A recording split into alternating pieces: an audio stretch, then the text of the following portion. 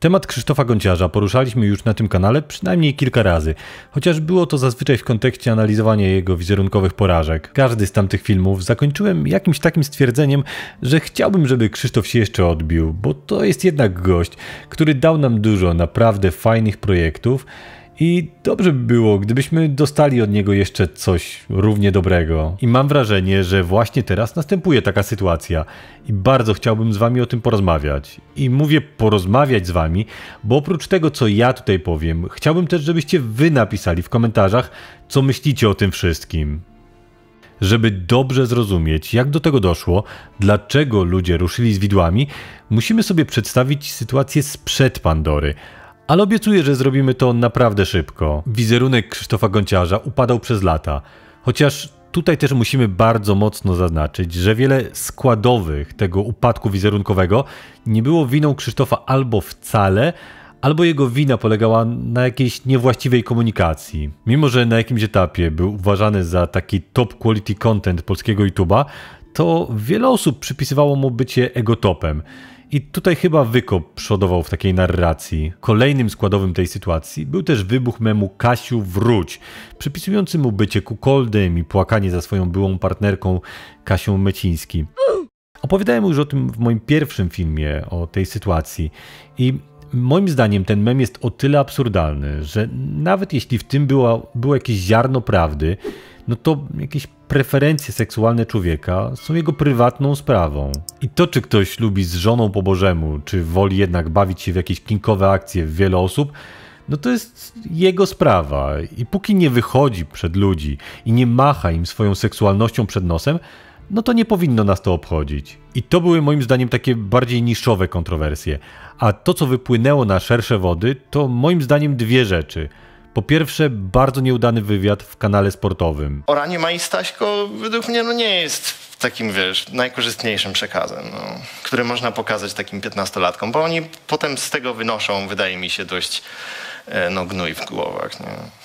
A drugą sprawą było najpierw popieranie, a potem wycofanie się tak trochę rakiem z poparcia protestów aborcyjnych z 2020 roku, co sprawiło, że najpierw wkurzyli się na niego prawacy za poparcie jakiejś określonej strony, przeciwnej im, a potem wkurzyli się na niego lewacy za jakąś wydumaną zdradę. No i mówiąc o upadku, musimy sobie też powiedzieć, że na jakimś etapie content Krzysztofa zaczął być dziwny.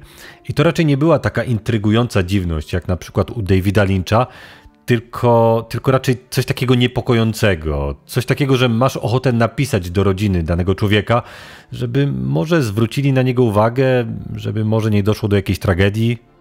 Omawianie Pandory w kontekście Krzysztofa Gonciarza zaczniemy sobie od przypomnienia, jak wtedy w ogóle wyglądał klimat, gdy to wszystko wybuchło. Nagle pojawiają się doniesienia o kolejnych dużych twórcach, którzy dopuszczali się bardzo niewłaściwych rzeczy. Stu, Boxdel, Wertes, potem jeszcze Gargamel, o którym jego była dziewczyna, opowiadała bardzo nieprzyjemne fakty. W skrócie, widły były zaostrzone, a tłum pragnął krwi. I na to wszystko wchodzi Daria Dąbrowska, która już przez jakiś czas tak w social mediach podgryzała Krzysztofa Gonciarza, z którym jeszcze wcześniej była w jakiejś takiej nie do końca formalnej relacji. Gdy rozpoczyna się Pandora, która, przypomnijmy, dotyczyła nadużyć wobec dzieci, Daria Dąbrowska zrzuca bombę na Krzysztofa Gonciarza. I tutaj musimy zaznaczyć jedną bardzo ważną sprawę.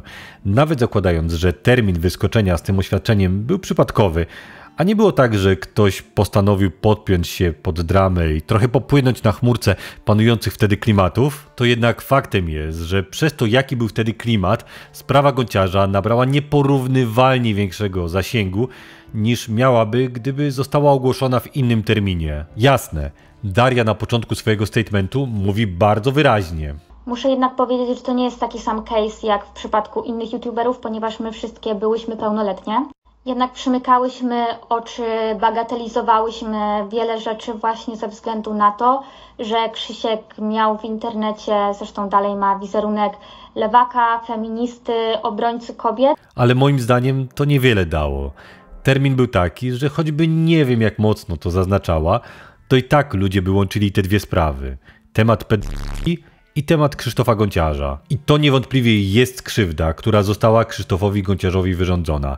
że został postawiony w jednym rzędzie z ludźmi, którzy albo mieli niezdrowe zainteresowania dziećmi, albo też takie przestępstwa tuszowali. Wiele osób wtedy popłynęło i ja absolutnie nie jestem tutaj też bez winy. Bo fakt, starałem się jakoś oddzielić to, starałem się wyraźnie zaznaczyć na moim live'ie, że to nie ma możliwości porównać tych dwóch spraw.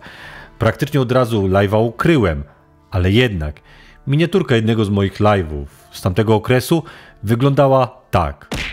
I oczywiście, że taka miniaturka nie jest karalna, nie pójdę do więzienia za nią, a jej forma była też trochę efektem jakichś wymogów, które narzuca platforma. Ale prawda jest też taka, że dało się to zrobić lepiej. I takich jak ja, którzy stosowali takie uproszczenie, było znacznie więcej. Ale gdyby chodziło tylko o wyznania Darii Dąbrowskiej, to pewnie następstwa tego wszystkiego nie byłyby aż tak dewastujące. No bo sama Daria Dąbrowska też miała umiarkowaną opinię po jej występie w Top Model i dramach, które wtedy generowała. Ale gdy do tego wszystkiego, do tego wyciągania brudów dołączyła jeszcze Kasia Meciński, to zarówno dla mnie, jak i dla wielu osób wtedy sprawa nagle zaczęła być zdecydowanie bardziej wiarygodna. Z mojej perspektywy w tamtym czasie słowa Kasi Mecińskiej, która opowiadała o tym, że modelki w Tokio były ostrzegane przed Krzysztofem Gonciarzem, w znacznym stopniu oskarżenia te uwiarygodniły. I powiem więcej, z perspektywy czasu mam wrażenie, że uwiarygodniły zdecydowanie bardziej niż jakikolwiek screen, który opublikowała Daria Dąbrowska. O ile dobrze pamiętam, już wtedy latały screeny z jakiegoś występu Kasi, gdzie robiła prezentację. Pamiętam, że na slajdzie było m.in. zdjęcie Gonciarza i napis "Oceniam swoich byłych". Publiczne ocenianie swoich byłych partnerek bądź partnerów, zwłaszcza wymieniając ich z imienia i nazwiska oraz ze zdjęcia, jest zachowaniem co najmniej niefajnym, a na pewno pokazującym brak jakiejś klasy i być może jakieś głębsze tkwiące animozje. Jednak Kasia to osoba, która nie tylko przez lata była blisko, ale też, albo przede wszystkim, prowadziła z Gonciarzem wspólny biznes. Więc założenie, że może mówić prawdę, było dość bezpieczne. O ile termin faktycznie był dla Krzysztofa Gonciarza bardzo nieszczęśliwy, to musimy też spojrzeć na drugą stronę. Przede wszystkim reakcje Gonciarza były bardzo, ale to bardzo nietrafione. Użycie memicznego "jestem w terapii", potem powtórzenie tego na filmiku, ale w taki sposób, że aż prosiło się to o wycięcie i o podstawienie pod to innego znaczenia słów. W ogóle bardzo lakoniczne skomentowanie samego clou tej dramy.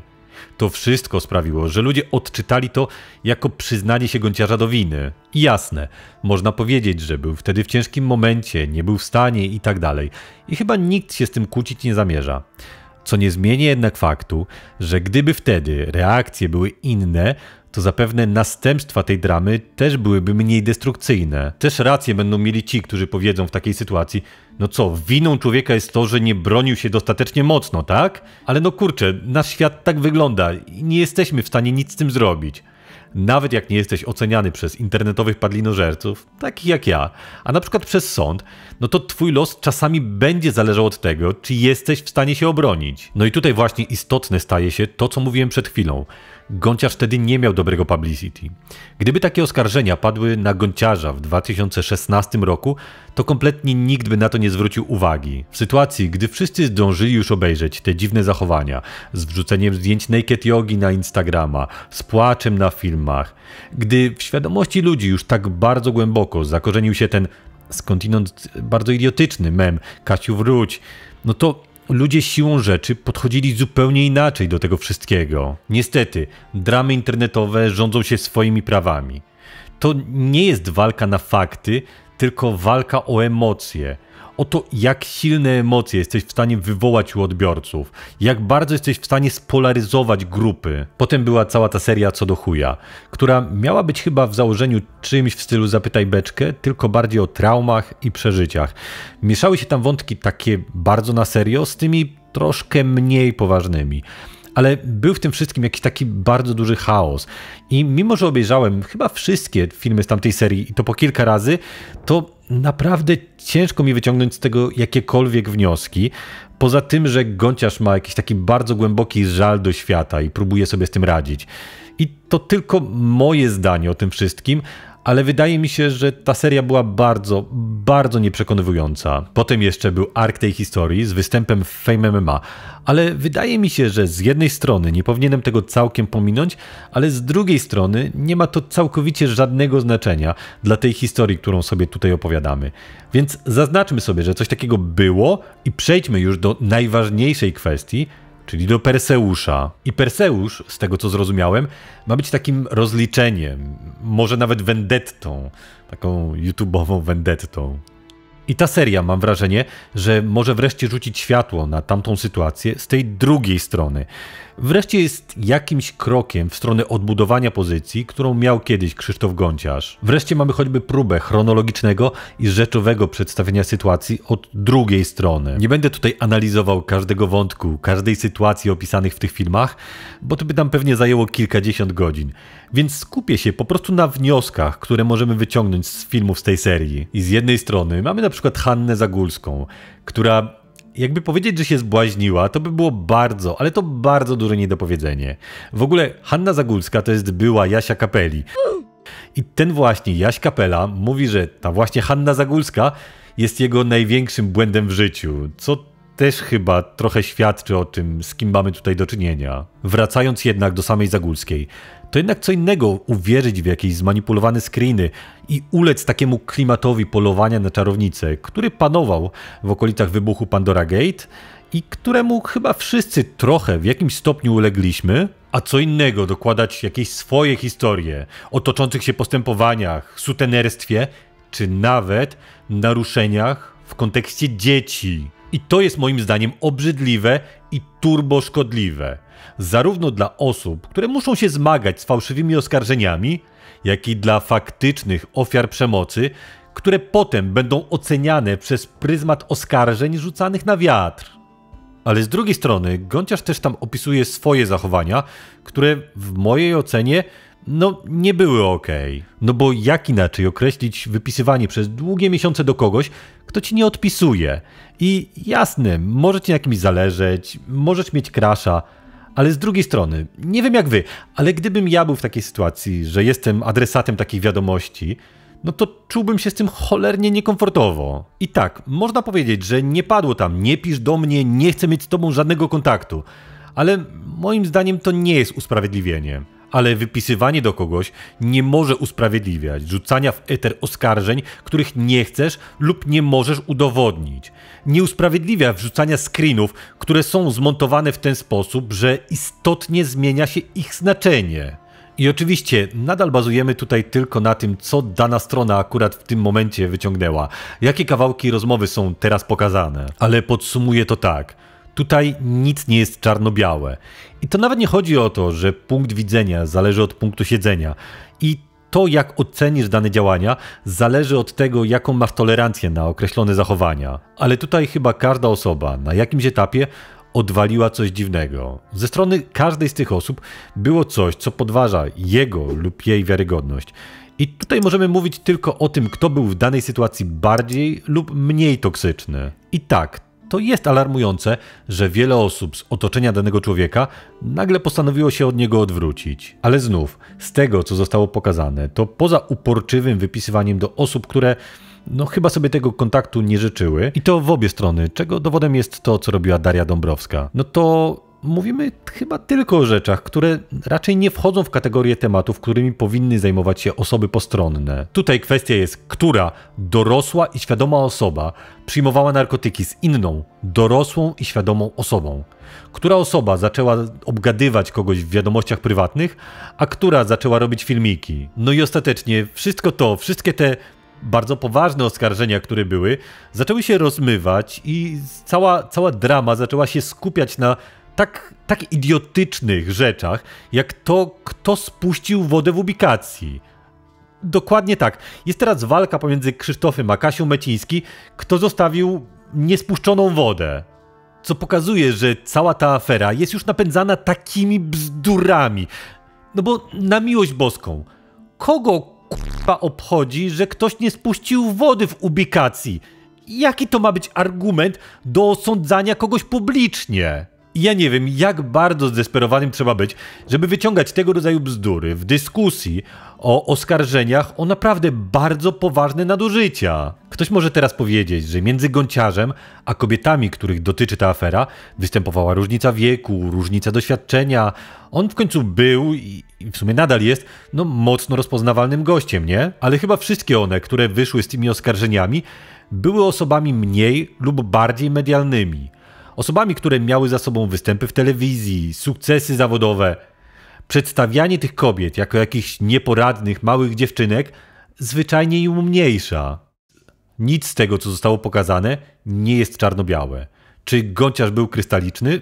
Zdecydowanie nie. Ale też krystaliczne nie były osoby, które go zaczęły oskarżać. I tutaj są dwie kwestie, które myślę, że warto poruszyć. Pierwszą z nich jest polaryzacja. Ostatnio na drugi kanał wrzuciłem shot z live'a, na którym omawiałem sytuację Dody. W ogóle to jak jeszcze nie subskrybujesz, to kanał Lem Live, gorąco zapraszam. W każdym razie mówiłem tam, że wiele z tych rzeczy, o których mówi były mąż, nie jest poparte jakimiś konkretnymi dowodami, a oprócz tego są to rzeczy, które nas jako osoby postronne raczej nie powinny obchodzić. Mówiłem tam też, że Doda najpewniej nie jest fajną osobą, ale też wiele z tego, co jest mówione, może być naciągane. Że póki nie ma konkretnych dowodów, to fajnie podchodzić do tych rewelacji z jakimś dystansem. I ludzie w komentarzach podzielili się na dwa obozy. Jedni opowiadali, że jestem zazdrosny i dlatego krytykuję Dodę, a drudzy, że jestem nieobiektywny i że Dody bronię. I wydaje mi się, że w przypadku tej sytuacji, którą dzisiaj omawiamy, jest całkiem podobnie, że z jednej strony mamy ludzi, którzy uważają, że Gonciarz mówi prawdę i z drugiej strony mamy ludzi, którzy uważają, że absolutnie Gonciarz wyłącznie kłamie, gdy rzeczywistość jest taka, że w przypadku tak skomplikowanej sprawy racja zapewne leży gdzieś pomiędzy. Możliwe, że bliżej jednej ze stron, ale to nadal nie jest tak, że ktoś jest krystaliczny, a ktoś całkowicie zły. Spędziłem sporo czasu oglądając filmy Hani, Darii, Krzyśka i tak dalej. I nawet gdybyśmy mieli dostęp do pełnych konwersacji, a nie tylko do powybieranych screenów, bo tak, nadal tylko mamy dostęp do strzępków informacji, to nadal nie wiem, czy dałoby się z tego wyciągnąć jakikolwiek inny wniosek, poza tym, że tutaj każdy coś naodwalał. Podchodzenie do spraw dotyczących dorosłych ludzi z automatu w taki binarny sposób, 0 albo 1, sprawca, ofiara, jest bardzo niebezpieczne. Kończy się na przypinaniu łatek zamiast rozmowy o konkretnym problemie. I oczywiście, żebyście mnie nie zrozumieli źle, sytuacje mogą być binarne. W niektórych sytuacjach będziemy mieć podział na sprawcę i ofiarę. Ale też nie zakładajmy z automatu, że jedna osoba musi mówić prawdę, a druga osoba musi kłamać. A druga kwestia dotyczy tego, że musimy nauczyć się inaczej podchodzić do takich internetowych dram. I mówię to zarówno jako twórca, jak i odbiorca. Musimy nauczyć się podchodzić krytycznie do przedstawianych nam faktów i chociaż próbować weryfikować to, co ktoś nam mówi. Zamiast od razu się odpalać, warto zastanowić, ile z tego może być udowodnione.